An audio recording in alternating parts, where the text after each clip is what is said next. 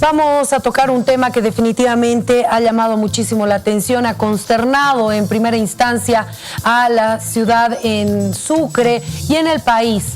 Hablábamos del abuso sexual a una niña de 9 años con síndrome de Down.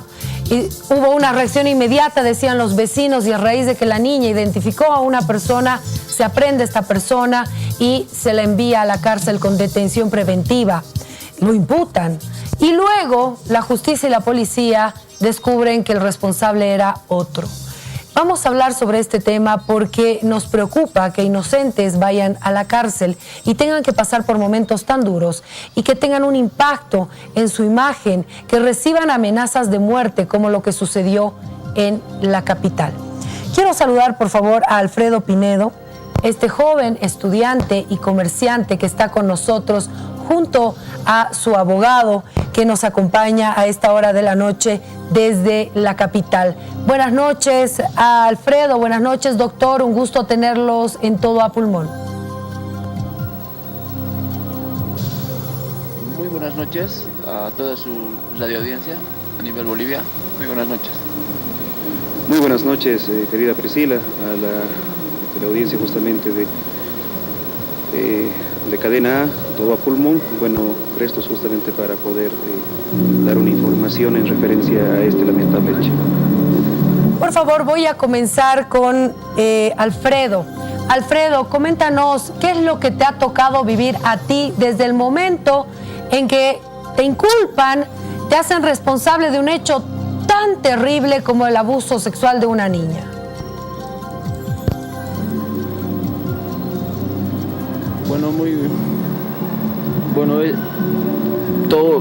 Todo esto que pasó fue algo que no me lo esperaba en mi vida también. Y fueron 2 semanas que estuve lejos de mi familia, lejos de mi casa, lejos de mis amigos. Y todo eso lejos de mis seres queridos más que los quería. Alfredo, a ver, cuéntanos un poco lo que sucedió. ¿En qué momento te identifica la niña?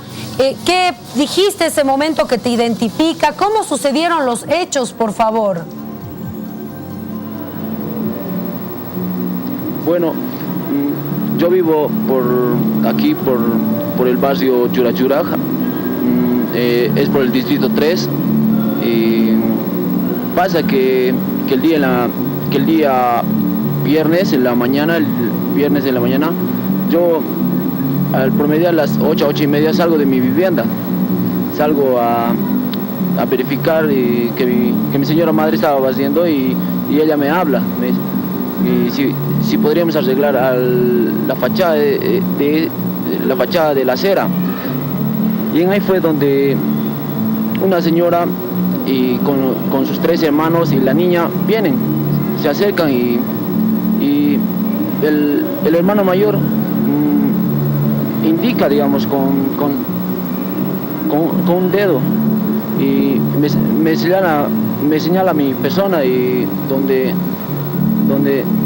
por el parecido físico y no, pues a mí me echan la culpa de todo eso. Yo donde no tuve conocimiento de nada de este caso, y a mí me echaron la culpa siendo inocente. Yo desde un principio me mantuve que yo era inocente y a mí me echaron la culpa de todo eso. Alfredo, te echan la culpa, te detienen, te imputan, te envían a la cárcel. Cuando llegaste a la cárcel, ¿qué sucedió contigo? ¿Cuál era tu situación en el lugar? Sí, esa misma noche me aprenden ahí en mi domicilio. Yo todo lo tomé con calma. Yo les indiqué a la policía que yo les iba a brindar todo el apoyo, que pasaran a mi casa. Yo les di todo, digamos. Yo no tenía nada que ocultar. Yo les abrí las puertas de mi casa, que busquen lo que tienen que buscar, que me investiguen, porque yo no había hecho nada. Y no, pues me mandan a la cárcel. Fueron 2 semanas donde estuve lejos de mi familia, donde recibí amenazas ahí en la cárcel, donde estaba corría mi vida en peligro en sí en ahí, porque entrar de violador a una cárcel no es algo fácil, porque allá mismo la gente te hace justicia y mi vida mismo corría peligro allá. Y no, fueron 2 semanas muy trágicas para mí, alejado de mi familia, de mis amigos, de toda la gente que me rodea. Alfredo, me dices que te amenazaron en la cárcel. ¿Cómo hiciste tú para tener seguridad? ¿Tuviste mucho miedo estando ahí? Sí, la verdad, mucho miedo. Desde el primer día que he ingresado ahí, se escuchaban rumores sobre mi persona, porque era un caso muy delicado y se escuchaban rumores de amenaza, de poderme hacer algo contra mi persona, pero gracias a Dios no pasó a mayores y se hizo justicia. ¿Tomaste algunos recaudos estando en la cárcel? Qué sé yo, no acercarte a ciertas personas, quedarte en un solo lugar. ¿Tomaste alguna medida estando en la cárcel? Sí, la verdad, tomé mis propios recaudos por mi propia integridad física. Me quedé casi... no salí del lugar donde yo estaba, en el pabellón que yo estaba, por el mismo miedo de que me puedan hacer algo, porque se escuchaba por eso, así como le digo, rumores, y ni ir al baño, porque tenía miedo eso. Al comedor solo iba a la hora que todos iban a la olla común, y eso nomás en el día. Ir al baño tenía que ir con unos 2, 3 amigos que tal vez pudieran estar conmigo, pero la verdad que fue muy temeroso estar ahí en la cárcel.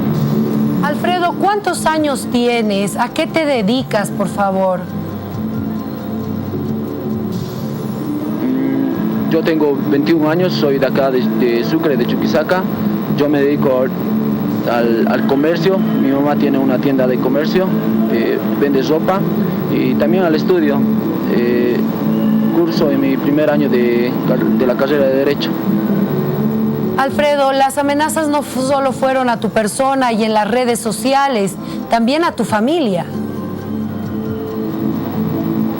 Sí, la verdad que sí. Que tal punto hasta que llegó a mi familia, a mis amigos, toda la amenaza y todo eso. Bueno, Alfredo, te agradezco mucho el poder comentarnos todos estos detalles. El doctor Cristian Arancibia con nosotros también. Doctor, cuéntenos por favor usted la parte jurídica. Después de que 2 semanas estuvo su cliente sindicado como quien había abusado sexualmente de esta niña, ¿qué es lo que corresponde? ¿Qué se va a hacer?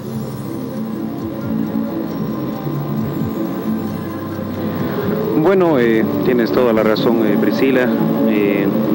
Han sido 2 semanas muy tormentosas para Alfredo particularmente y su familia, quienes junto con el suscrito abogado jamás hemos desconfiado de su palabra, toda vez de que mi persona fue contratada apenas horas antes de la audiencia de medidas cautelares, y hasta el momento de la audiencia de medidas cautelares inclusive no se nos dio acceso al cuadernillo de investigación, a la misma imputación formal con la que fue notificada horas antes nada más de su audiencia de detención preventiva, en el cual ya desde la parte técnica se empezó a observar varias irregularidades, cuestiones ilógicas que no venían a condecir justamente lo que significa una detención preventiva.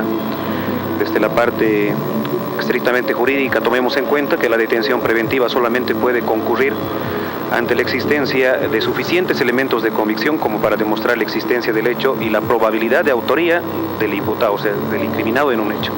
Y al margen de ello debe concurrir también los riesgos procesales de fuga u obstaculización. En este entendido, los elementos que el Ministerio Público puso ante la juez cautelar para considerar la probabilidad de autoría fueron una, lo que ya Alfredo lo ha manifestado, ¿no? Una señalización, vamos a decirlo así, de la probabilidad de autoría de la niña, quien porque la víctima en este caso jamás prestó testimonio específicamente por sus capacidades especiales.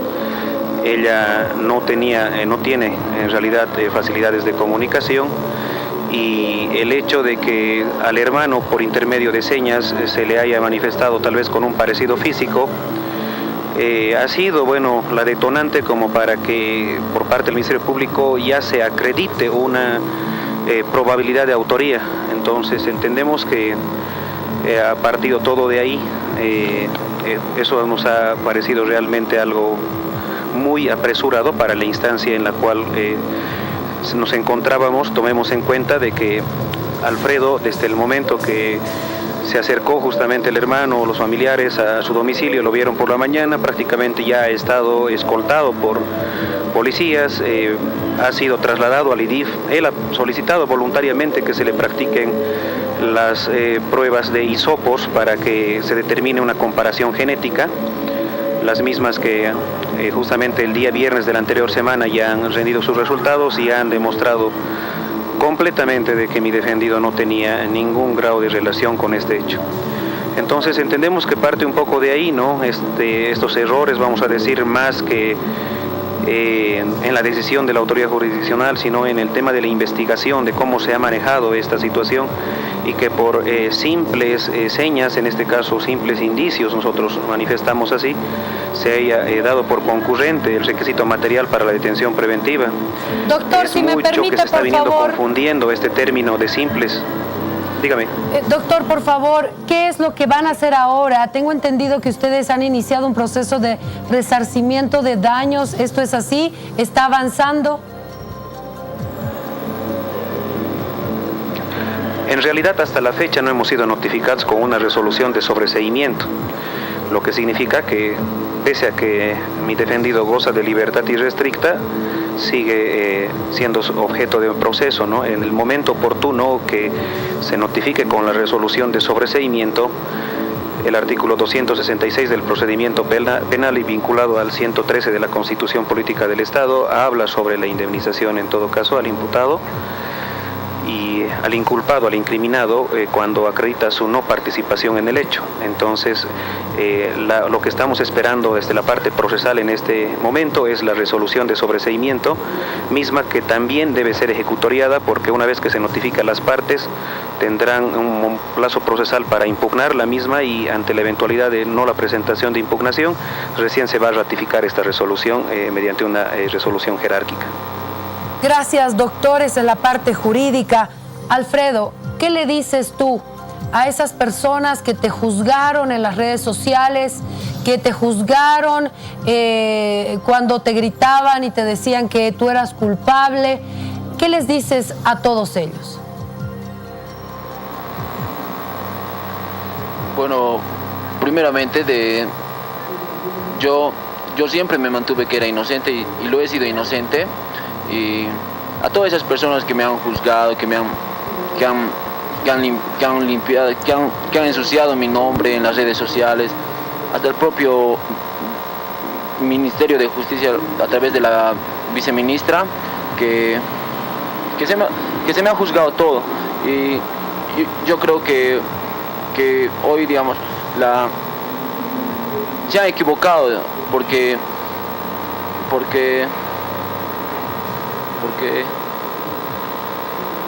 al final de todo esto la verdad salió a la luz, porque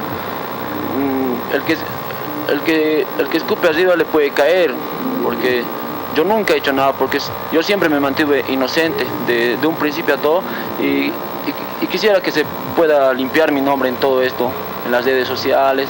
Y también estoy esperando que se pronuncie el Ministerio de Justicia por la acusación que me han hecho por falsos testimonios a mi persona. Eso estoy a la espera que se puedan pronunciar a través del Ministerio de Justicia. Alfredo, te agradezco muchísimo este contacto, el contarnos tu historia, los momentos dramáticos de miedo que tuviste que pasar en la cárcel ante una acusación tan delicada que te llevó a 2 semanas de terror en un penal. De verdad vamos a hacer seguimiento a lo que sucede cuando se detiene a un inocente se lo lleva a la cárcel. ¿Y qué se tiene que hacer? Hay un procedimiento y eso tiene que cumplirse.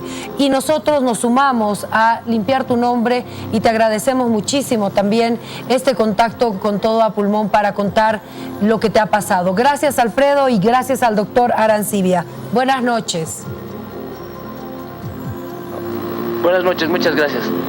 Muchas gracias. Buenas noches, Priscila. Muchas Gracias, doctor.